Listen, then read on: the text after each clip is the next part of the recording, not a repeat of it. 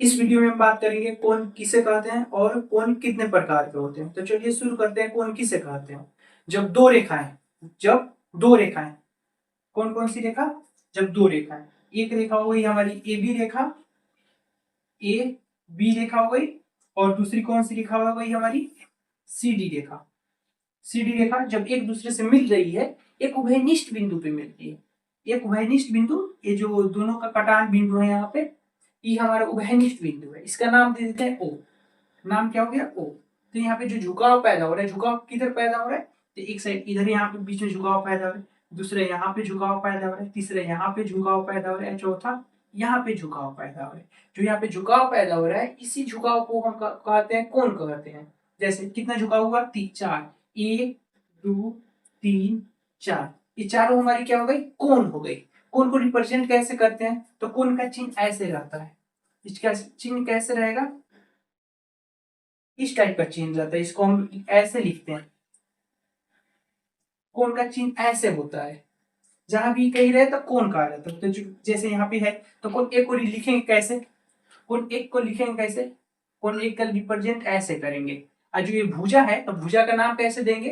तो भुजा को ऐसे लिखेंगे। ध्यान रहे हमेशा उभयनिष्ठ बिंदु को बीच में लिखा जाता है। कहाँ लिखा जाता है? तो बीच में। तो उभयनिष्ठ बिंदु यहाँ पे कौन सा है? ओ उभयनिष्ठ बिंदु है। उभयनिष्ठ बिंदु को हमेशा बीच में लिखेंगे। और जो भुजा है, भुजा जो ए बी का है, यहाँ पे बी, तो इसको बी यहाँ पे लिखेंगे और डी यहाँ पे लिखेंगे। ध्यान रहे हमेशा उभयनिष्ठ बिंदु को कहाँ लिखा जाएगा? बीच में लिखा जाएगा।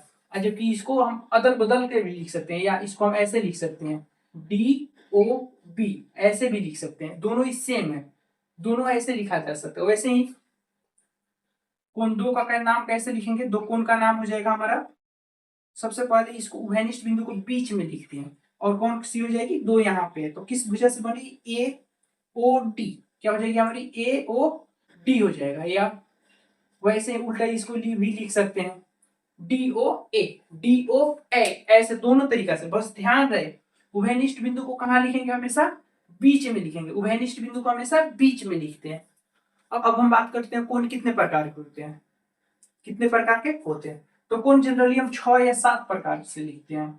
अब लिखते हैं कोण के प्रकार।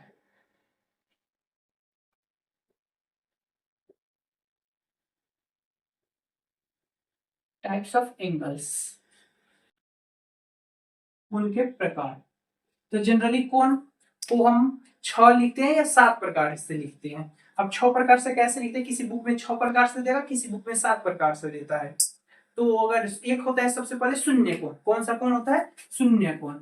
अगर शून्य कोण को हम लिखते हैं तो 7 प्रकार का हो जाता है, और शून्य कोण को छोड़ देते हैं तो 6 प्रकार का होता है। सबसे पहले शून्य कोण। शून्य कोण जिसको जीरो एंगल बोलते हैं, जीरो एंगल। दूसरी का कौन सा कोण? न्यून कोण।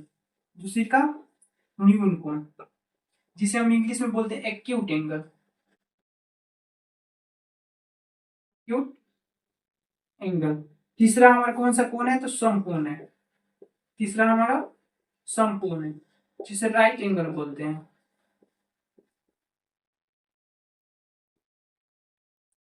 चौथा कौन सा हमारा कोण है? तो हमारा चौथा कोण होता है अधिक कोण। अधिक कोण, जिसे हम इंग्लिश में बोलते हैं ऑब्ट्यूस एंगल। ऑब्ट्यूस एंगल कहा जाता है। पांचवा हमारा होता है सरल कोण। कौन सा कोण? सरल कोण, जिसे हम स्ट्रेट लाइन, स्ट्रेट एंगल बोलते हैं, सीधे रेखा, स्ट्रेट एंगल। इसी का नाम होता है रिज कोण। क्या होता है? रिज कोण होता है। छठा हमारा होता है प्रतिवर्ती कोण। प्रतिवर्ती कोण, प्रतिवर्ती कोण, जिसको इंग्लिश में बोलते हैं रिफ्लेक्स एंगल। Reflex angle. और लास्ट होता है हमारा साथ में पूर्ण कोण। पूर्ण कोण, जिसे कंप्लीट एंगल बोलते हैं।